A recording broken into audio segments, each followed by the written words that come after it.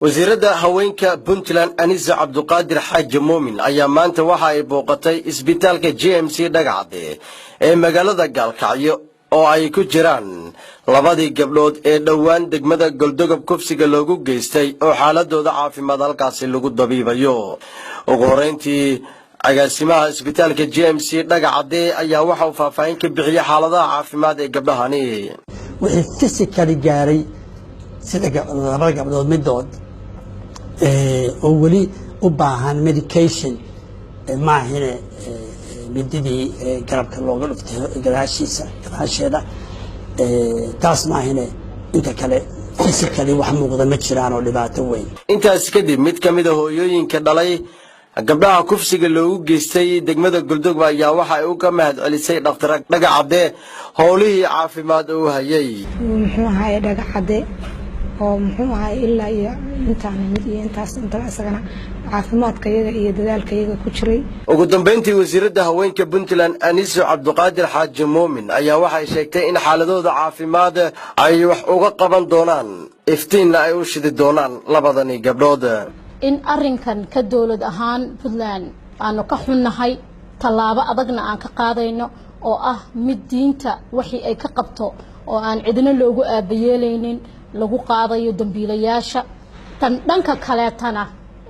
reerka iyo dibanayaashana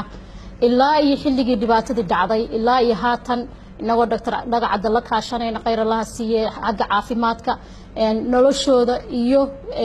wixii ay mariyeen aanu ka warqabnay isla markaana aan ka warqabi doono oo khaasatan haatan aanu ku guda jirno sidii iyaga loogu diyaarin lahaa dhibanayaasha kaliya maaha reerka dhamaantood iyo caruurtooda in waqtiga dhow iyo waqtiga fogba haduu alla idmo mustaqbal iftiimaya loo aasaaso si ay uga soo kabtaan dhibaatadii dhanka kale wasiirada haweenka Puntland ayaa waxa ay ka hadashay hadal dhawaan ka soo baxay madaxweynaha dawladda federaalka Soomaaliya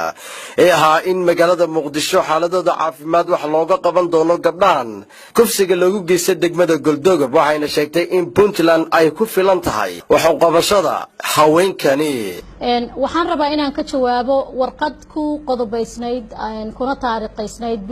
bisha 19keedii oo uu soo saaray madaxweynihii horeeto Soomaaliya Xasan Sheekh Maxamuud oo sheegaysay in caafimaad iyo kaalmo loo fidinayo gabdhaha mid kamid ah nasiiba Ridwaan